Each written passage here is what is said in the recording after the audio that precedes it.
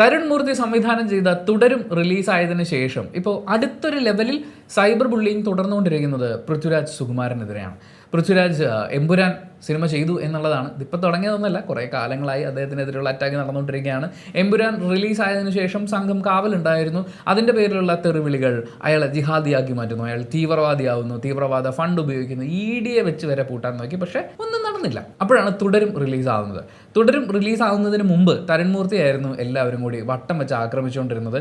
ഇതിന് റിലീസ് ഇങ്ങനെ വൈകിക്കൊണ്ടിരിക്കുന്നു, ഇയാൾക്ക് ഇത് ഇറക്കാൻ ഉദ്ദേശമില്ല, ഇതിങ്ങനെ തുടർന്നുകൊണ്ടിരിക്കുകയാണ് എന്ന് പറഞ്ഞ് തരുൺ മൂർത്തിക്കെതിരെ ഒരു അറ്റാക്ക് ഉണ്ടായിരുന്നു. പക്ഷേ സിനിമ വന്നു കഴിഞ്ഞപ്പോൾ എൻ്റെ അറിവിൽ ഞാൻ കണ്ടിട്ടുള്ള എല്ലാ മൂവി റിവ്യൂസും ഞാനടക്കം എല്ലാവരും പറഞ്ഞ് അവസാനിപ്പിക്കുന്നത്, വീഡിയോ ആണെങ്കിലും പോസ്റ്റ് ആണെങ്കിലും പറഞ്ഞ് അവസാനിപ്പിക്കുന്നത് താങ്ക് യു തരുൺ മൂർത്തി എന്ന് പറഞ്ഞുകൊണ്ടാണ്. അത്രയും മനോഹരമായൊരു സിനിമ അനുഭവം നമുക്ക് സമ്മാനിച്ചു എന്നുള്ളത്. പക്ഷേ അതിൻ്റെ കൂടെ കുറച്ച് ആളുകൾ നേരത്തെയുള്ളൊരു കലിപ്പിങ്ങനെ കിടക്കുകയാണല്ലോ. എമ്പുരാൻ്റെ വിഷയം വന്നിട്ട് പൃഥ്വിരാജ് അങ്ങോട്ട് പൂട്ടാൻ പറ്റിയില്ലല്ലോ. ആ കലിപ്പ് തീർക്കാൻ വേണ്ടിയിട്ട് ഓൾമോസ്റ്റ് എല്ലാ കമൻറ്റുകളും തരുൺ മൂർത്തിയുടെ അടുത്ത് ട്യൂഷന് പോവുക, തുടരും സിനിമ കുറേ ആവർത്തി കണ്ടു നോക്കുക, പിന്നെ ആൻ്റണി പെരുമ്പാവൂരിനെതിരെയുള്ള അറ്റാക്കും ഉണ്ട്. ശരിക്കും ആൻ്റണി പെരുമ്പാവൂരിനെ എമ്പുരാനിൽ കാണുമ്പോൾ ചിരി വരുന്നു, അല്ലെങ്കിൽ ആൻ്റണി പെരുമ്പാവൂർ എന്തെങ്കിലും പറയുമ്പോൾ അതിനെ പുച്ഛത്തോടെ നോക്കി കാണുന്ന ആളുകളുടെ ആറ്റിറ്റ്യൂഡിൽ എനിക്ക് പറയാനുള്ളത്, നിങ്ങൾ തുടരും സിനിമ കണ്ടിട്ടുണ്ടെങ്കിൽ തുടരും എന്ന സിനിമയിൽ ജോർജ് സാറ് ഷൺമുഖം എന്ന് പറയുന്ന ഡ്രൈവറോട് കാണിക്കുന്ന ആറ്റിറ്റ്യൂഡില്ലേ, അത് തന്നെയാണ് നിങ്ങളുടെ ഉള്ളിൽ കിടക്കുന്നത്. It's as simple as that. തുടരും കാണുമ്പോൾ നിങ്ങൾക്ക് അയാൾ വില്ലനായിട്ട് തോന്നുന്നുണ്ടെങ്കിൽ, ആൻ്റണി പെരുമ്പാവൂരിനെ കാണുമ്പോൾ പ്രത്യേകമായി നിങ്ങൾക്ക് ഉണ്ടാകുന്ന ഒരു ചിരി ഉണ്ടെങ്കിൽ അതിലും വേറെ വിശേഷമൊന്നുമില്ല.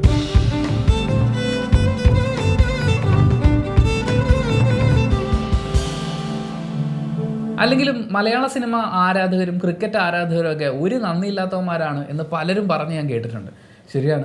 ഒരു വിജയം ഉണ്ടാകുമ്പോൾ അല്ലെങ്കിൽ കുറേ ആളുകൾക്ക് ഇഷ്ടമുള്ള ഒരു സാധനം ചെയ്തു വെച്ച് കഴിഞ്ഞാൽ ആഹോ ഓഹോ എന്ന് പറഞ്ഞ് പൊക്കി എടുത്ത് തോളത്ത് വെച്ചുകൊണ്ടിരിക്കും. ഇപ്പോൾ തരുൺ മൂർത്തി അടക്കം പലരും തോളത്തെടുത്ത് വെച്ചിരിക്കുകയാണ്. പക്ഷേ നാളെ അത്രയൊന്നും സംഭവമല്ലാത്ത ഒരു സിനിമ ഉണ്ടായാൽ, ഇനി ഇത്രയൊന്നും സംഭവമല്ലാത്ത സിനിമയൊന്നും ഉണ്ടാവുന്നുണ്ട് കേട്ടോ, ശക്തമായ രാഷ്ട്രീയം സംസാരിക്കുന്ന ഒരു സിനിമ എടുത്തു വെക്കുകയാണെങ്കിൽ അപ്പം തന്നെ ഹേറ്റേഴ്സ് വരും. ഈ പൊക്കി തോളത്ത് വെച്ചിരിക്കുന്നവർ തന്നെ ചിലപ്പോൾ എടുത്ത് അലക്കിന്നും വരും. ലൂസിഫറൊക്കെ ഇറങ്ങുന്ന സമയത്ത് ആഹാ ഓഹോ പൃഥ്വിരാജ് ഭയങ്കര സംഭവം, ഈ മലയാള സിനിമയുടെ രക്ഷകൻ എന്നൊക്കെ പറഞ്ഞിട്ട് എല്ലാവരും വാഴ്ത്തിയിരുന്നതാണ്. പക്ഷേ അവിടെ നിന്ന് എമ്പുരാൻ റിലീസാകുമ്പോൾ, എമ്പുരാൻ അത്രയധികം അവർ പ്രൊമോഷൻസ് ചെയ്തിട്ടുണ്ട്, കൃത്യമായി പ്ലാൻ ചെയ്തിട്ടുള്ള പ്രൊമോഷൻസ് ഉണ്ടായിരുന്നു. അതുകൊണ്ട് തന്നെ ഇന്ത്യ ഒട്ടാകെ ആ സിനിമയ്ക്ക് ഒരു റീച്ച് ഉണ്ടാക്കി കൊടുക്കാൻ, ഒരു ഇനിഷ്യൽ നേടിയെടുക്കാൻ ആ സിനിമയ്ക്ക് സാധിച്ചതും അങ്ങനെയാണ്. പക്ഷേ ഈ പ്രൊമോഷൻ ഗിമ്മിക്കുകളൊന്നും ഇല്ലാതെ ഒരു സിനിമ വിജയിക്കുന്നത് കാണും എന്നൊക്കെ പറയുന്നുണ്ട്. പ്രൊമോഷൻ എന്ന് പറയുന്ന പരിപാടി ആളെ കൂട്ടാൻ വേണ്ടി, ആളുകളെല്ലാം അറിയാൻ വേണ്ടി തന്നെയാണ് ചെയ്യുന്നത്. പ്രത്യേകിച്ച് ഒരു വലിയ ബഡ്ജറ്റിൽ സിനിമ ഉണ്ടാകുമ്പോൾ അതിൻ്റെ ഇനിഷ്യലാണ് അതിൻ്റെ ഒരു വലിയ, ഇപ്പം തിയേറ്റർ ഷെയറിനെ കുറിച്ചൊക്കെ ആൾക്കാർ സംസാരിക്കുന്നില്ലേ, ഓരോ ആഴ്ചയിലും ഈ തിയേറ്റർ ഷെയറിൽ ചെറിയ വ്യത്യാസങ്ങൾ വരുന്നു എന്നാണ് ഞാൻ മനസ്സിലാക്കുന്നത്. ആദ്യത്തെ ആഴ്ച ഒരു സിനിമ തിയേറ്ററിൽ നിന്ന് കളക്ട് ചെയ്യുന്ന വരുമാനത്തിൽ പ്രൊഡ്യൂസറിന് കിട്ടുന്ന പങ്ക് കൂടുതലും, പിന്നീട് അങ്ങോട്ടുള്ള ദിവസങ്ങളിൽ അത് കുറഞ്ഞു വരികയാണ് ചെയ്യുക. ഇത് ഇപ്പോഴത്തെ അറിവല്ല, ഒരു 2-3 വർഷം മുമ്പ് കേരളത്തിലെ ഒരു തിയേറ്റർ കോംപ്ലക്സ് സ്വന്തമായിട്ടുള്ള തിയേറ്റർ മുതലാളി എന്നോട് പറഞ്ഞതാണ്. ആദ്യത്തെ ആഴ്ച എനിക്ക് തോന്നുന്നു 50% ആണ്, അത് കഴിഞ്ഞിട്ട് പിന്നെ 30% അങ്ങനെ എന്തോ മാറുന്നുണ്ട്. സോ ഇനിഷ്യൽ എന്ന് പറയുന്നത് വളരെ വളരെ പ്രധാനമാണ് പണം മുടക്കിയ പ്രൊഡ്യൂസറിനെ സംബന്ധിച്ച്. ഈ ആദ്യത്തെ റെക്കോർഡ് കളക്ഷൻ എന്ന് പറയുന്നത് റെക്കോർഡ് ഇടുമ്പോൾ കിട്ടുന്ന സുഖത്തിന് മാത്രമല്ല. സോ അതൊക്കെ നേടണമെങ്കിൽ, താൻ കൂടി ഭാഗമായിട്ടുള്ള സിനിമയിൽ പ്രൊഡ്യൂസറിന് നഷ്ടം വരാതിരിക്കണമെങ്കിൽ ഉറപ്പായും പ്രൊമോഷൻസ് ചെയ്തേ പറ്റൂ. ലാലേട്ടൻ അടക്കം ഓടി നടന്ന് പ്രൊമോഷൻസ് ചെയ്തതും അതുകൊണ്ട് തന്നെയാണ്. പക്ഷേ മോഹൻലാലിനെ ആക്രമിച്ചു കഴിഞ്ഞാൽ ശരിയാവില്ല എന്ന തോന്നലും തിരിച്ചറിവും കൊണ്ടാണ് പൃഥ്വിരാജിൻ്റെ മെക്കിട്ട് ആ സമയത്ത് രാഷ്ട്രീയപരമായ സിനിമ കണ്ടിട്ട് ഇഷ്ടപ്പെടാത്ത, ജെനുവിൻലി ഇഷ്ടപ്പെടാത്ത ആളുകളുണ്ട്. പക്ഷേ രാഷ്ട്രീയപരമായി അതിനെ അറ്റാക്ക് ചെയ്യാൻ ഇറങ്ങി തിരിച്ച കുറച്ച് ആളുകളുണ്ട്. അവർക്ക് ഇനിയും ആക്രമണം തുടർന്നേ പറ്റുള്ളൂ. കാരണം പൃഥ്വിരാജ് ഇനിയും ഇതുപോലെ ശക്തമായ വല്ല രാഷ്ട്രീയമൊക്കെ പറഞ്ഞാലോ, അന്നേരം നമ്മൾ ഒളിപ്പിച്ചു വെച്ചിരിക്കുന്ന ചില കാര്യങ്ങളൊക്കെ ചൂണ്ടിക്കാണിക്കപ്പെട്ടാലോ എന്ന് പറയുന്ന ഒരു ഭയമാണ് അതിൻ്റെ പുറകിലുള്ളത്. ഒരു പക്ഷേ എമ്പുരാൻ ഏൽപ്പിച്ച ആഘാതത്തിൻ്റെ പേരിലായിരിക്കാം ലാലേട്ടൻ പ്രൊമോഷൻ പരിപാടികൾക്ക് വന്നിട്ടുണ്ടാവാതിരിക്കുക. അതല്ലെങ്കിൽ ഈ സിനിമയുമായി ബന്ധപ്പെട്ട യാതൊരു തരത്തിലുള്ള മുൻവിധികളും ഉണ്ടാവരുത് എന്നുള്ള നിർബന്ധത്തിൻ്റെ ഭാഗമായിട്ടായിരിക്കാം കൃത്യമായി പ്ലാൻ ചെയ്ത് തരുൺ മൂർത്തി ഇൻ്റർവ്യൂസ് കൊടുത്തിട്ടുള്ളത്. തരുൺ മൂർത്തിയുടെ ഒരു 2-3 ഇൻ്റർവ്യൂസ് ഞാൻ എടുത്ത് നോക്കിയപ്പോൾ പിന്നീടെല്ലാം ആവർത്തിച്ച് വരുന്നത് പോലെയാണ് എനിക്ക് ഫീൽ ചെയ്തത്. അവരുടെ കയ്യിൽ കൃത്യം ഇത്രയും ഡാറ്റ ഉണ്ട്, അല്ലെങ്കിൽ ഇത്രയും കാര്യങ്ങൾ അവർ പറയാൻ ഉദ്ദേശിച്ചിട്ടുണ്ട്, അതൊക്കെ തന്നെ അവർ പറയുന്നുണ്ടായിരുന്നുള്ളൂ. ഇപ്പോൾ റേഡിയോ സ്റ്റേഷൻസിൽ ഇൻ്റർവ്യൂവിന് പോകുമ്പോൾ ആ റേഡിയോ സ്റ്റേഷനിലെ മുഴുവൻ സ്റ്റാഫ് ഇരുന്നിട്ടാണ് തരുൺ മൂർത്തി ഇൻ്റർവ്യൂ ചെയ്യുന്നത്. 1 മണിക്കൂറിനൊക്കെ വീഡിയോ ക്ലിപ്പാണ് അവർ അപ്ലോഡ് ചെയ്യുന്നത്. അതും കൃത്യമായി പ്ലാൻ ചെയ്യപ്പെട്ട പ്രൊമോഷൻ പരിപാടിയായിട്ടാണ് ഞാൻ നോക്കിക്കാണുന്നത്. കാരണം ലാലേട്ടൻ വന്ന് ഇത് അങ്ങനെ ഒരു സിനിമയായിരിക്കും മോനെ, ഇങ്ങനെ ഒരു സിനിമയായിരിക്കും മോനെ എന്നൊക്കെ പറയുന്നതിന് പകരം നമ്മൾ കാണാൻ ആഗ്രഹിക്കുന്ന ഒരു ലാലേട്ടനെ തിരിച്ചു തരാം എന്നുള്ളൊരു വാഗ്ദാനമാണ്. അല്ലെങ്കിൽ ഇപ്പോൾ സ്ലീപ്പർ സെൽസ് എന്ന് പറയുന്ന ഒരു വാക്കാണ് അവർ ഉപയോഗിച്ചിട്ടുള്ളത്. അതായത് മോഹൻലാലിനോടുള്ള തീവ്രമായ സ്നേഹമുള്ള, അയാൾ നല്ല സിനിമ ചെയ്താൽ കൊട്ടിഘോഷിച്ച് 4 പേരോട് പറയുന്ന, പക്ഷേ മോശം സിനിമ ചെയ്തു കഴിഞ്ഞാൽ പിണ്ടാതിരിക്കുന്ന അങ്ങനത്തെ ഒരു ഫാൻ ബേസ് ഉണ്ട്. അത് സത്യമാണ്. ആ ഫാൻ ബേസിനെ വല്ലാണ്ട് ഇമോഷണൽ ആക്കാൻ ഈ സിനിമയ്ക്ക് സാധിച്ചിട്ടുണ്ട്. അപ്പോൾ ഈ സിനിമ എന്താണോ ഓഫർ ചെയ്യുന്നത് അത് കൃത്യമായി 4 പേരോട് പറയാമെന്ന് പറയുന്ന പ്രോസസ്സാണ് തരുൺ മൂർത്തി ഓടി നടന്ന് ചെയ്തത്. അത് ഞങ്ങൾ തരാം എന്നാണ് പറയേണ്ടത്, അല്ലാതെ ലാലേട്ടൻ വന്നിട്ട് ഞാനൊരു പഴയ ലാലേട്ടനാവാം എന്ന് പറയാൻ പറ്റില്ലല്ലോ. അതേസമയം ലൂസിഫർ അങ്ങനെയല്ല, ഇന്ത്യ ഒട്ടാകെ ഇത് മാർക്കറ്റ് ചെയ്യണം. അപ്പോൾ മാർക്കറ്റിങ്ങിന് ആവശ്യമായ മുഖങ്ങളെല്ലാം വേണം, അത് ഓടി നടന്ന് പറയണം. പിന്നെ എനിക്ക് ഫീൽ ചെയ്തിട്ടുള്ള വളരെ പ്രധാനപ്പെട്ട ഒരു കാര്യമുണ്ട്. അതായത് തുടരും എന്ന് പറയുന്ന സിനിമയ്ക്ക് അതിൻ്റെ ഒരു നെഗറ്റീവായിട്ട്, ഞാനത് റിവ്യൂവിലും വളരെ ചെറുതായിട്ട് മാത്രം പറഞ്ഞിട്ടുള്ളതാണ്. ആ നെഗറ്റീവ് ഒരിക്കലും സിനിമ കാണാതിരിക്കാനുള്ളൊരു കാരണമൊന്നുമല്ല. പക്ഷേ വളരെ ലൈറ്റായി ഒരു പക്ഷേ മോഹൻലാൽ എന്ന് പറയുന്ന താരത്തെ ഉപയോഗിച്ചുകൊണ്ട് ആ സിനിമയിൽ ഉണ്ടായിരുന്ന രാഷ്ട്രീയത്തിനെ അവർ വളരെ ബുദ്ധിപൂർവ്വം മറച്ചു വെക്കുകയാണോ ചെയ്തത് എന്ന് പോലും എനിക്ക് സംശയമുണ്ട്.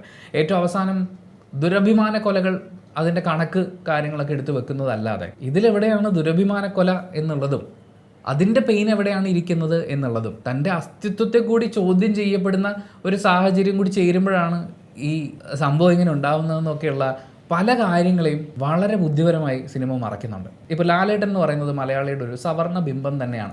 അതെന്തൊക്കെ തരത്തിൽ ഏതൊക്കെ തരത്തിൽ വ്യാഖ്യാനിക്കാൻ ശ്രമിച്ചു കഴിഞ്ഞാലും ഞാൻ ലാലേട്ടനും ശോഭനാമ്മയും ഒരുമിച്ച് അഭിനയിച്ചിട്ടുള്ള സിനിമകളിൽ പലതും എടുത്ത് നോക്കുമ്പോൾ അവിടെയൊക്കെ കോമൺ ആയിട്ടുള്ളത് ഈ ഒരു ഫാക്ടറാണ്. അവരൊരു തറവാട്ടിൽ ജനിച്ചു വളർന്നിട്ടുള്ള ആളുകളാണ്. പക്ഷേ നിങ്ങൾ തുടരും എന്ന് പറയുന്ന സിനിമയിലേക്ക് വരുമ്പോൾ അയാളൊരു തമിഴൻ ആയിട്ടുള്ള, അല്ലെങ്കിൽ അച്ഛൻ തമിഴനായിട്ടുള്ള ഒരു തമിഴ് സ്ത്രീയെ വിവാഹം കഴിച്ചിട്ടുള്ള, തമിഴ്നാട്ടിൽ സിനിമാ മേഖലയിൽ ജോലി ചെയ്തിരുന്ന, അത് കഴിഞ്ഞ് കേരളത്തിൽ വന്ന് ടാക്സി ഓടിച്ച് ജീവിക്കുന്ന ഒരാളാണ്. അതേസമയം അപ്പുറത്തെ സൈഡിൽ നമ്മൾ കേൾക്കുന്ന പേരുകളെല്ലാം ക്രിസ്ത്യൻ പേരുകളാണ്. ഈ പലപ്പോഴും മലയാളിയുടെ ഉള്ളിൽ കിടക്കുന്ന ഒരു ചിന്തയാണ് ഈ ക്രിസ്ത്യാനികൾക്ക് ജാതിയില്ല എന്നുള്ളത്. അങ്ങോട്ട് ചെന്ന് കയറിക്കൊടു എന്നാണ് പറയാനുള്ളത്. കാരണം ദളിതർ അനുഭവിച്ചിരുന്ന ബുദ്ധിമുട്ടുകളെ തുടർന്ന് മതം മാറി ക്രിസ്ത്യാനിറ്റിയിലേക്ക് മാറിക്കഴിഞ്ഞാൽ ഒരുപാട് സമാധാനം കിട്ടുമെന്ന് വിചാരിച്ച് അങ്ങനെ മതം മാറിയ ആളുകളുണ്ട്. അവർക്ക് പ്രത്യേകം പള്ളിയോ അല്ലെങ്കിൽ പള്ളിയിൽ പ്രത്യേകം ഇടങ്ങളോ ആക്കി കൊടുക്കാൻ തുടങ്ങിയപ്പോൾ മതം മാറൽ ജാതിയിൽ നിന്ന് രക്ഷപ്പെടാനുള്ള ഒരു മാർഗ്ഗമല്ല എന്ന് തിരിച്ചറിഞ്ഞ സാമൂഹ്യ പരിഷ്കർത്താക്കൾ കേരളത്തിലുണ്ടായിരുന്നു. ഞാൻ എല്ലായിടത്തും തിരഞ്ഞു നോക്കിയിട്ടും എൻ്റെ ജനങ്ങളുടെ കഥകൾ എവിടെയും രേഖപ്പെടുത്തിയിട്ടില്ല എന്ന് പറഞ്ഞ മഹാത്മാവ് നിങ്ങൾ സെർച്ച് ചെയ്ത് നോക്കട്ടോ.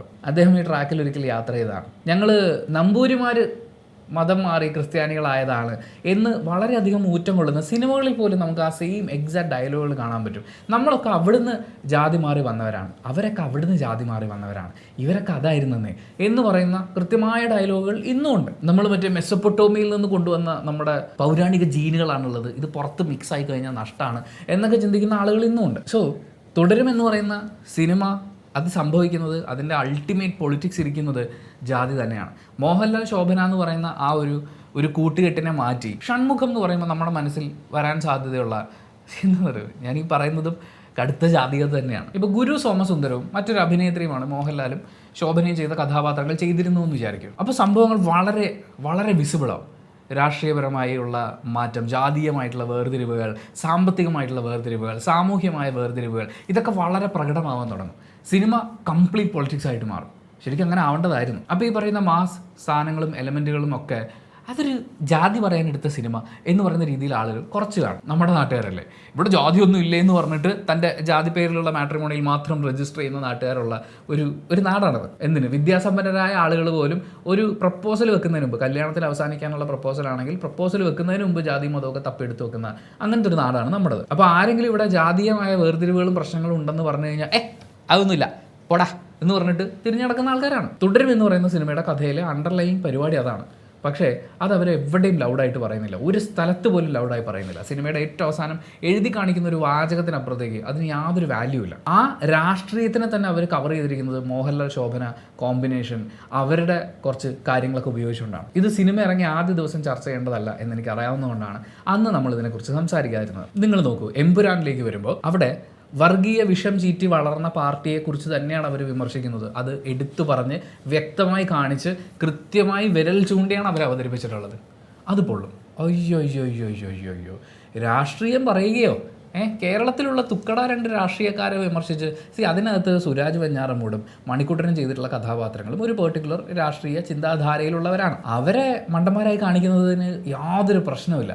പ്രശ്നം എവിടെ ഇരിക്കണമെന്ന് വെച്ച് കഴിഞ്ഞാൽ ഇത് വർഗീയതയിലാണ് തുടങ്ങിയത് എന്ന് പറയുന്ന ഒരു എലമെൻറ്റ് വരുമ്പോഴാണ്. ഇനി കത്തിച്ചതാണോ തീപിടിച്ചതാണോ എന്നൊക്കെ പറയുന്ന ചർച്ചകളും ചോദ്യോത്തരങ്ങളും ഒക്കെ ഇന്നും നടന്നുകൊണ്ടിരിക്കുന്ന ഒരു സംഭവമാണത്. അതിനുശേഷം സംഭവിച്ചതും അതിനൊരു വലിയെന്ന് വെച്ചാൽ വളരെ വലിയൊരു കലാപമൊക്കെ ആക്കി മാറ്റാനിടയാക്കിയ സാഹചര്യങ്ങളും ഭരണപക്ഷത്തു നിന്ന് തന്നെ ഉണ്ടായിട്ടുള്ളതാണ്, അല്ലെങ്കിൽ ഭരണകർത്താക്കളുടെ തന്നെ ഭാഗത്തു നിന്ന് ഉണ്ടായിട്ടുള്ളതാണ്. ഇനി അവരെന്ത് കാണിച്ചാലും കാണിച്ചില്ലെങ്കിലും അതൊരു ചർച്ചയ്ക്ക് കാരണമായിരുന്നു.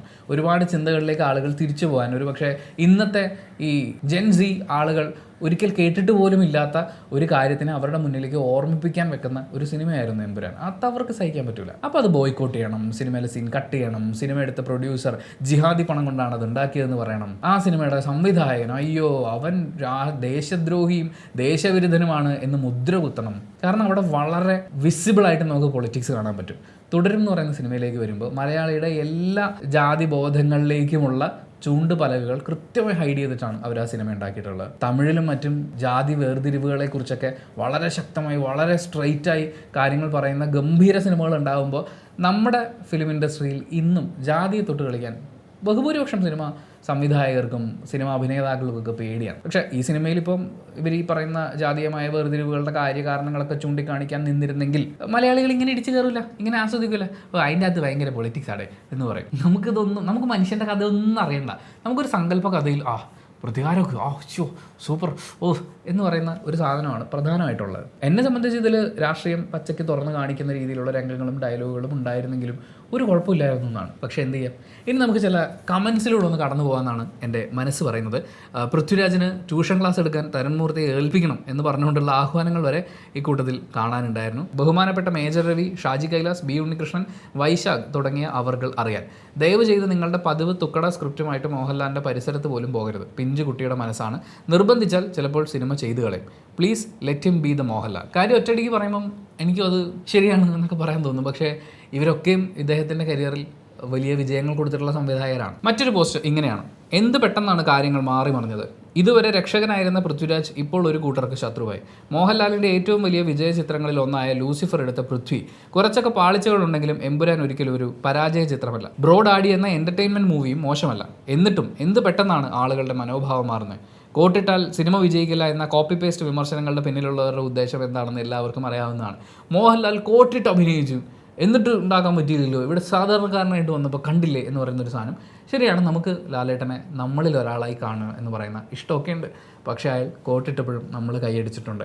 ലൂസിഫർ എന്ന് പറയുന്ന സിനിമ ഒരു വലിയ വിജയമായിട്ട് മാറുമ്പോൾ അതിൻ്റെ OTT റിലീസിന് ശേഷം ആളുകൾ ആവർത്തിച്ച് കണ്ടിട്ടുള്ളത് ആ ക്ലൈമാക്സിൽ ലാലേട്ടൻ കോട്ടിടുന്ന മൊമെൻ്റൊക്കെയാണ്. പക്ഷേ നമുക്ക് പൃഥ്വിരാജിനെ വിമർശിച്ചേ പറ്റൂ. ഇപ്പോൾ ലാലേട്ടനെ കോമാളി വേഷം കിട്ടിച്ചു, ലാലേട്ടനെ അങ്ങനെയാക്കി, ലാലേട്ടനെ ഇങ്ങനെയാക്കി, സിനിമ അങ്ങനെയാക്കി എന്ന് പറയുന്ന ഒരു വിമർശനം നേരെ പൃഥ്വിരാജിൻ്റെ അടുത്തേക്ക് എത്തിക്കാൻ ഈ സിനിമയിൽ എന്തെങ്കിലുമൊക്കെ കുറ്റം കണ്ടുപിടിച്ച് പറയാം. ഒരു കാലത്ത് ഇൻഡസ്ട്രിയിലെ ഭൂരിഭാഗം പേരുടെയും എതിർപ്പുകൾക്കിടയിലും തൻ്റേതായ വഴികളിലൂടെ സഞ്ചരിച്ച് ഇന്നത്തെ നിലയിൽ എത്തി നിൽക്കുന്ന പൃഥ്വിയെ സംബന്ധിച്ച് ഇതൊന്നും ഒരു വിഷയമേ ആയിരിക്കില്ല.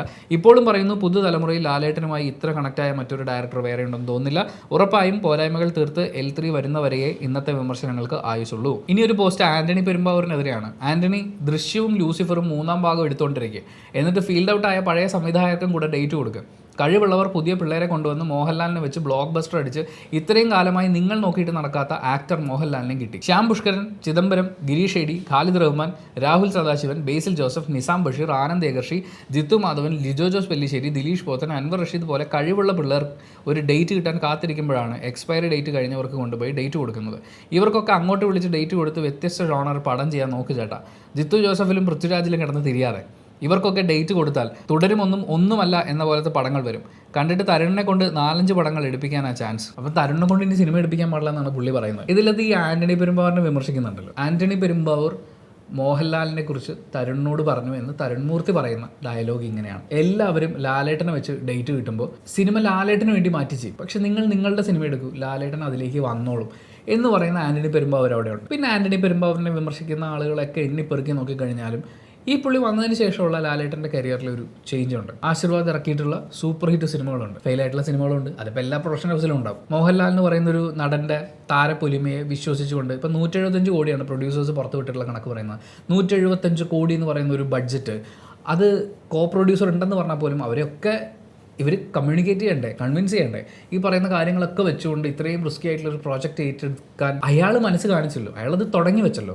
പക്ഷേ എന്താണെന്ന് പറയുക, ഇതിലെല്ലാം ഒരു തുടക്കം പോയിന്റ് വേണം. ഇത് സക്സസ് ആവുമെന്ന് കണ്ടാൽ, അല്ലെങ്കിൽ ഇതിൽ സാധ്യത ഉണ്ടെന്ന് കണ്ടാൽ ചിലപ്പോൾ പുറത്തുനിന്ന് ആളുകൾ വരും, കൺവിൻസ്ഡ് ആയിട്ട് ആളുകൾ വരും. പക്ഷേ ആദ്യത്തെ സ്റ്റെപ്പ് പോകാൻ ഒരാൾ വേണമല്ലോ. അങ്ങനെ മോഹൻലാലിൽ ഒരു പക്ഷേ ഏറ്റവും അധികം വിശ്വസിക്കുന്ന ഒരാൾ ആന്റണി പെരുമ്പാവൂരായിരിക്കും. മോഹൻലാലിൻ്റെ ഫാൻസ് പോലും അദ്ദേഹത്തെ ട്രോളുമ്പോഴും ആന്റണി പെരുമ്പാവൂർ ട്രോളില്ല. പിന്നെ എന്തിനാണ് 2 വ്യക്തികൾക്കിടയിലുള്ള സൗഹൃദത്തിനെ നമ്മളിങ്ങനെ മോശമായി ചിത്രീകരിക്കുന്നത്? ഈ സിനിമയുടെ സ്ക്രിപ്റ്റ് ലാലേട്ടൻ കേട്ടതാണ്. ഇതിനു മുമ്പുള്ള സിനിമകൾ വിജയമായതും പരാജയമായതും ഒക്കെ ലാലേട്ടൻ കേട്ടിട്ടുണ്ടാവും. പക്ഷേ ആന്റണി പെരുമ്പാവൂരിലൂടെ ആയിരിക്കും ലാലേട്ടനിലേക്ക് എത്തേണ്ടി വരിക എന്ന് പറയുന്ന ഒരു കാര്യം. അവിടെ എനിക്കൊരു സിമ്പിൾ കാര്യം പറയാനുണ്ട്. മോഹൻലാലിന് അഭിനയിക്കാൻ പറ്റുന്ന സ്ക്രിപ്റ്റ് കയ്യിലുണ്ടോ എന്നൊരു ചോദ്യം വന്നു കഴിഞ്ഞാൽ എനിക്ക് തോന്നുന്നു കേരളത്തിൽ സിനിമാ മോഹിയായ എല്ലാവരുടെയും കയ്യിൽ ചിലപ്പോൾ സ്ക്രിപ്റ്റ് ഉണ്ടാവാൻ സാധ്യതയുണ്ട്. നമ്മളൊക്കെ ആഗ്രഹിക്കുന്ന ഒരു കാര്യം തന്നെയാണ്. ഇപ്പോൾ ലാലേട്ടനെ വെച്ചിട്ടൊരു പടം ചെയ്യാൻ എന്തെങ്കിലും കഥയുണ്ടോ എന്നൊരു ചോദ്യം വന്നാൽ 10 കഥ എൻ്റെ മനസ്സിൽ ഇപ്പോൾ വരും. കാര്യം അങ്ങനെയാണ്. അപ്പോൾ ലാലേട്ടൻ്റെ അടുത്ത് കഥ പറയാൻ വരുന്ന ആളുകളുടെ എണ്ണം നിങ്ങളൊന്ന് ആലോചിച്ച് നോക്കൂ. ഒരു ദിവസം ഒരു 3 കഥ വെച്ച് കേട്ട് കഴിഞ്ഞാലും 365 ദിവസവും ഇങ്ങനെ കഥ കേൾക്കാനേ സമയം ഉണ്ടാവുള്ളൂ. ഒരു സിനിമയുടെ ഷൂട്ടിംഗ് എന്ന് പറയുന്നത് ഒരു 30 ദിവസം അല്ലെങ്കിൽ 40 ദിവസം മാറ്റി വെക്കുന്നു എന്ന് വിചാരിക്കും. ആ 40 ദിവസം ആ കഥാപാത്രവും അയാളുടെ മാനറിസംസും അതുപോലത്തെ കാര്യങ്ങളൊക്കെ ആയിരിക്കും മനസ്സിലുണ്ടാവുക. ഇതിനിടയിൽ കഥകൾ കേൾക്കാൻ തുടങ്ങിയാൽ വളരെ ഇൻട്രസ്റ്റിംഗ് ആയതോ അല്ലെങ്കിൽ വളരെ ബോറിംഗ് ആയിട്ടുള്ളതോ ആയിക്കോട്ടെ, കഥകൾ കേൾക്കാൻ തുടങ്ങിക്കഴിഞ്ഞാൽ അത് ആ നടന്നുകൊണ്ടിരിക്കുന്ന സിനിമയിലെ പെർഫോമൻസിനെ ഒരുപക്ഷെ ബാധിച്ചേക്കില്ല. ഇപ്പോൾ സ്ക്രിപ്റ്റിൽ കേട്ടിട്ടുള്ള കഥാപാത്രത്തിൻ്റെ ചില മാനറിസംസ് അത് കൊള്ളാലോ എന്ന് പറയുന്നൊരു തോന്നൽ ഉള്ളിൽ നിൽക്കുമ്പോൾ മറ്റൊരു കഥാപാത്രമായിട്ട് ചെയ്യുന്ന സമയത്ത് അതൊക്കെ ചിലപ്പോൾ കയ്യിൽ നിന്ന് പറ്റില്ലേ. മാത്രമല്ല ഒരു മനുഷ്യനല്ലേ, ജീവിക്കണ്ടേ ഇതിൻ്റെ ഇടയിൽ? കുടുംബം, കുട്ടികൾ, കൂട്ടുകാർ, സമയമൊക്കെ കണ്ടെത്തണ്ടേ, ജോലി ചെയ്യണ്ടേ? അപ്പോൾ കഥകൾ തനിക്ക് വേണ്ടി കേൾക്കാനും അത് ഫിൽട്ടർ ചെയ്യാനും ഒരു ടീം ഉണ്ടാവുക എന്ന് പറയുന്നത് എനിക്ക് തോന്നുന്നു ഒരു സമയം കഴിഞ്ഞാൽ എല്ലാവർക്കും അങ്ങനെ ഒരു മാനേജറോ അല്ലെങ്കിൽ അങ്ങനെ ഒരു ടീമോ ഒക്കെ ഉണ്ടാവും. കഥ എന്താണ്, അതിൻ്റെ വൺ ലൈൻ എന്താണ് എന്ന് കേട്ടിട്ട് ഇത് കൊള്ളാം, ഇത് നമുക്ക് മുകളിലേക്ക് അല്ലെങ്കിൽ ഈ താരത്തിലേക്ക് കൊടുത്തുവിടാം എന്ന് ചിന്തിക്കുന്ന കുറച്ച് ആളുകളുണ്ടാവും. അല്ലാതെ ലാലേട്ടൻ കഥ കേൾക്കുന്നത്. ഞാൻ ഒരിക്കൽ റേഡിയോ മാംഗോയിൽ വർക്ക് ചെയ്യുമ്പോൾ, ഇപ്പോഴല്ല കേട്ടോ, കേസൊക്കെ വരുന്നതിന് കുറേ നാൾ മുമ്പ് ദിലീപിൻ്റെ ഒരു ബൈറ്റ് എടുക്കാൻ വേണ്ടിയിട്ട് ചെല്ലുകയാണ്. അപ്പം കൊച്ചിയിൽ ഹോളിഡേ ഇൻ ഹോട്ടലിലാണ് പുള്ളി ഉള്ളതെന്ന് പറഞ്ഞു. അപ്പം ഞാൻ മാത്രമേ ഉള്ളൂ, ഒരു റെക്കോർഡർ എൻ്റെ കയ്യിലുണ്ട്. പുള്ളി റൂമിൽ എന്തോ കഥ കേൾക്കുകയാണ് എന്ന് പറയുന്ന ഒരു കാര്യമാണ് വന്നത്. അത് കഴിഞ്ഞ് കുറച്ച് കഴിഞ്ഞപ്പോൾ മുരളി ഗോപി ഇറങ്ങി പോകുന്നുണ്ടായിരുന്നു. എനിക്ക് തോന്നുന്നു ചിലപ്പോൾ പുള്ളി അവിടെ താമസിച്ചായിരിക്കാം, ചിലപ്പോൾ പുള്ളി ആയിരിക്കാം സ്ക്രിപ്റ്റ് വായിച്ചിട്ടുണ്ടാവുക. എന്തായാലും കുറച്ചും കൂടി സമയം കഴിഞ്ഞിട്ട് എന്നോട് പറഞ്ഞു പുള്ളി ഫ്രീ ആണ്, ചെന്നോളൂ എന്ന് പറഞ്ഞു. അപ്പം ഞാൻ റൂമിലേക്ക് ചെല്ലുകയാണ്. റൂമിലേക്ക് ചെല്ലുമ്പോൾ ഇദ്ദേഹം ഈ മുടിയൊക്കെ ഇങ്ങനെ പൊങ്ങി നിന്നിട്ട്, അതായത് നമ്മൾ ഭയങ്കര ടയറിങ് ആയിട്ടുള്ളൊരു കാര്യം ചെയ്ത് നമ്മുടെ കിളിവാറി നിൽക്കുക എന്നൊക്കെ പറയുന്ന പോലെ അങ്ങനത്തെ ഒരു അവസ്ഥയിൽ ഇങ്ങനെ നിന്നിട്ട് മോനെ വാ വാ എന്ന് പറഞ്ഞിട്ട് വിളിച്ചു, സോഫയിലിരുത്തി. അപ്പോൾ പുള്ളി അത് പെട്ടെന്ന് പറഞ്ഞെടുത്ത് പിന്നെ ഞാൻ കുറച്ച് സ്ക്രിപ്റ്റിൽ വ്യത്യാസം വരുത്തി. പുള്ളി അതും എനിക്ക് സൗണ്ട് റെക്കോർഡ് ചെയ്യാനാണ് പോകുന്നത്. അപ്പോൾ റെക്കോർഡ് ചെയ്തു, എന്നിട്ട് തിരിച്ചു പോകുന്നു. അപ്പം ഞാൻ മനസ്സിലാക്കുന്ന ഒരു കഥയൊക്കെ കേൾക്കുമ്പോൾ വെറുതെ ഒരു കഥ ഇങ്ങനെ കേൾക്കാമല്ലോ, ബാലരമയിലെ കഥ വായിക്കാമല്ലോ, ഇത് ഞാൻ ചെയ്യേണ്ടതാണ് എന്നുള്ള ബോധ്യത്തോടു കൂടി ഞാനെന്ന് പറയുന്ന താരത്തിൻ്റെ മൂല്യത്തെ മനസ്സിലാക്കിക്കൊണ്ട് ഈ സിനിമ ചെയ്ത് കഴിയുമ്പോൾ എൻ്റെ സ്റ്റാർ വാല്യൂവിൽ എന്ത് മാറ്റമാണ് ഉണ്ടാവുക, ഈ സിനിമ ചെയ്യുന്നതിന് മുമ്പ് എൻ്റെ റിലീസാവാൻ പോകുന്ന സിനിമ ഏതായിരിക്കും, ഈ സിനിമ ഏത് സമയത്തായിരിക്കും റിലീസ് ചെയ്യാൻ പറ്റുക, ഏത് തരം ഓഡിയൻസിലേക്കാണ് എത്താൻ പറ്റുക, അതുപോലെ ഈ സിനിമയിൽ ഏതൊക്കെ എലമെൻറ്റുകളാണ് കൃത്യമായി വർക്കാവേണ്ടത്, ഏതൊക്കെ അഭിനേതാക്കൾ ഉണ്ടെങ്കിലായിരിക്കും എനിക്ക് കുറച്ചും കൂടി നന്നായിട്ട് ഈ സിനിമ പുൾ ഓഫ് ചെയ്യാൻ പറ്റുക, ഏതൊക്കെ ടെക്നീഷ്യൻസാണ് ആവശ്യം, ഇത് മുഴുവനുണ്ട്. ഒരു കഥ ഇങ്ങനെ കേട്ടിട്ട് കൊള്ളാം, ഇത് നമുക്ക് ചെയ്യാം എന്ന് പറഞ്ഞാൽ അങ്ങ് തള്ളി വിടുകയല്ലോ. ചിലപ്പോൾ ഒരു പെർട്ടിക്കുലർ സബ്ജക്റ്റ് അതൊരു ഓണത്തിന് റിലീസാവുന്നതായിരിക്കും ഏറ്റവും നല്ലത്. താരങ്ങൾക്ക് അങ്ങനെ ഒരു പ്രിവിലേജ് ഉണ്ടല്ലോ, അവരുടെ സിനിമ ഓണം റിലീസാണ് അല്ലെങ്കിൽ ഇങ്ങനെ ഫിക്സ് ചെയ്യാനൊക്കെ പറ്റും. ബാക്കിയുള്ളവരാണ് മറ്റൊരു ഡേറ്റ് കിട്ടാൻ വേണ്ടിയിട്ട് ഇങ്ങനെ കഷ്ടപ്പെട്ടുകൊണ്ടൊക്കെ ഇരിക്കുക. അപ്പോൾ ഓണത്തിന് റിലീസ് ചെയ്യാൻ പറ്റുന്ന ഒരു സബ്ജക്റ്റാണ്. പക്ഷേ ഓണം മുന്നിൽ കണ്ട് ഓൾറെഡി ഷൂട്ട് തുടങ്ങിയതും പിന്നെ സ്ക്രിപ്റ്റിൻ്റെ മറ്റു വർക്കുകളൊക്കെ പ്രീ പ്രൊഡക്ഷൻ വർക്കുകളൊക്കെ നടക്കുന്ന മറ്റൊരു സിനിമയുണ്ട്. അപ്പോൾ ഈ സിനിമ ഏത് ഓണത്തിന് റിലീസിങ് 2 കൊല്ലം കഴിയേണ്ടി വരില്ലേ?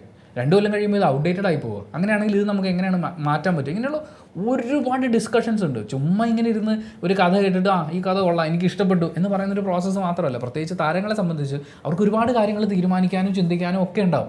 അങ്ങനെ ഒരു പ്രോസസ്സ് ഒരു ദിവസം ഒരു 3 കഥയൊക്കെ കേൾക്കാം എന്ന് ലാലേട്ടൻ തന്നെ അങ്ങ് തീരുമാനിക്കുക. എനിക്കിനി ആന്റണി പെരുമ്പാവൂരിൻ്റെ ആവശ്യമൊന്നുമില്ല, ഞാൻ തന്നെ പുതിയ സംവിധായകരുടെ കഥയൊക്കെ കേൾക്കട്ടെ, പുതുമുഖങ്ങളുടെ കഥ കേൾക്കട്ടെ എന്നൊക്കെ പറഞ്ഞ് തീരുമാനിക്കാൻ നിന്ന് കഴിഞ്ഞാൽ അതിൽ എത്രത്തോളം പ്രാക്ടിക്കലായിട്ടുള്ള സാധ്യതകളുണ്ടെന്നാണ് നിങ്ങൾ ചിന്തിക്കുന്നത്. ഒരു പോസ്റ്റ് ഫേസ്ബുക്കിൽ ഇങ്ങനെയാണ് വന്നത്: വിൻറ്റേജ് മോഹൻലാലിനെ തിരികെ കൊണ്ടുവരുന്ന സ്കീം പതിവ് പോലെ പാടുമ്പോൾ പകരം നമ്മൾ പലപ്പോഴും ആഗ്രഹിച്ചിരുന്ന ഡെവിളിഷ് മോഹൻലാലാണ് സ്ക്രീൻ കൈയടക്കുന്നത്. ക്രൗര്യം നിറഞ്ഞ ചിരിയുമായി തന്നിലെ അസാധാരണ കാലിബറുള്ള നടൻ്റെ പ്രതിഭയുടെ മിന്നലാട്ടങ്ങൾ കാട്ടിത്തരുന്നുണ്ട് അയാൾ. സിനിമയിലെ ഒരു പിവറ്റൽ ഇമോഷണൽ സീനിലെ അസാധ്യ പ്രകടനമുണ്ട്. അനേക വർഷങ്ങൾക്ക് ശേഷമാണ് മോഹൻലാലിൽ നിന്നും അത്തരമൊരു പെർഫോമൻസ് വരുന്നത് എന്ന് തോന്നുന്നു. അഭിനയിക്കുകയാണോ ജീവിക്കുകയാണോ എന്ന സംശയം ഉണർത്തിക്കൊണ്ട് ലാൽ നിറഞ്ഞാടുകയാണ്. ഉപയോഗിക്കാൻ അറിയാവുന്ന സംവിധായകൻ്റെ കയ്യിൽ അയാൾ എത്ര അനായാസമാണ് പെർഫോം ചെയ്യുന്നത്.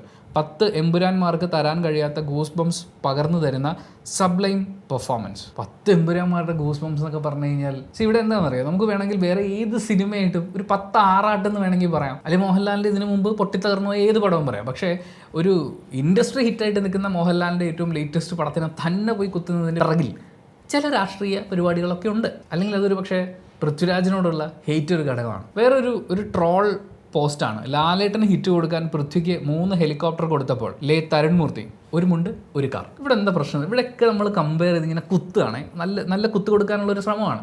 പക്ഷേ സ്വന്തമായി ഒരു ബൈക്ക് പോലും ഇല്ലാതിരുന്ന സേതുമാധവനെ കണ്ട് നമ്മൾ കരഞ്ഞിട്ടുണ്ട്, അയാളുടെ സന്തോഷങ്ങളിൽ കൂടെ ഇരുന്നിട്ടുണ്ട്, അയാളുടെ നഷ്ടങ്ങൾക്കൊപ്പം നമുക്ക് എന്തോ നഷ്ടപ്പെട്ടു എന്ന് വിലപിച്ചിട്ടുണ്ട്. ഇതേ ആൾ തന്നെ വെള്ളത്തിൻ്റെ അകത്തുനിന്ന് പൊങ്ങി വന്ന് പഞ്ച് ഡയലോഗ് പറഞ്ഞ് നരസിംഹമായിട്ട് നിറഞ്ഞാടിയപ്പോഴും നമ്മൾ കൈയടിച്ചിട്ടുണ്ട്. ഓരോ സിനിമയ്ക്കും അതിലെന്താണോ അതിൻ്റെ സംവിധായകനും തിരക്കഥാകൃത്തും പ്ലാൻ ചെയ്തിട്ടുള്ളത് അത് കൊടുക്കാനുള്ള ബഡ്ജറ്റ് ആവശ്യമാണ്. തരുൺ മൂർത്തിയുടെ കയ്യിലുണ്ടായിരുന്ന ഒരു സ്ക്രിപ്റ്റ് അതിന് ഇത്രയും ആവശ്യം ഉണ്ടായിരുന്നുള്ളൂ. പക്ഷേ ഇത്രയും കൊടുത്താൽ മതി, ഇത്രയും മാത്രമേ എല്ലാ സിനിമയ്ക്കും കൊടുക്കേണ്ട കാര്യമുള്ളൂ എന്നൊരു പറച്ചിലിൻ്റെ ആവശ്യം അവിടെ ഇല്ലല്ലോ. ഇതിൻ്റെ ഇടയിൽ പൃഥ്വിരാജ് ഒരു ഫേസ്ബുക്ക് പോസ്റ്റ് ഇട്ടു, എന്തോന്ന് ഷെയർ ചെയ്തതാണ്. അതിൻ്റെ താഴെ വന്ന തെറികൾ എന്നൊക്കെ പറഞ്ഞു കഴിഞ്ഞാൽ ഈ തെറി നമ്മൾ അതിർത്തി പോയി വെറുതെ ഈ തെറി വിളിക്കുന്ന ആൾക്കാർ ചുമ്മാ അതിർത്തി പോയി നിന്ന് ഈ തെറികളൊക്കെ നീട്ടി വിളിക്കുകയാണെന്നുണ്ടെങ്കിൽ നമ്മുടെ അയൽ രാജ്യങ്ങളെല്ലാവരും കീഴടങ്ങി അവരുടെ ഭരണാധികാരം നമ്മളെ ഏൽപ്പിക്കും. അമ്മാതിരി തെറിയാണ്, തേങ്ങയാണ്. പോയി തുടരും എന്ന സിനിമ 10 പ്രാവശ്യം ഇരുന്ന് കാണും.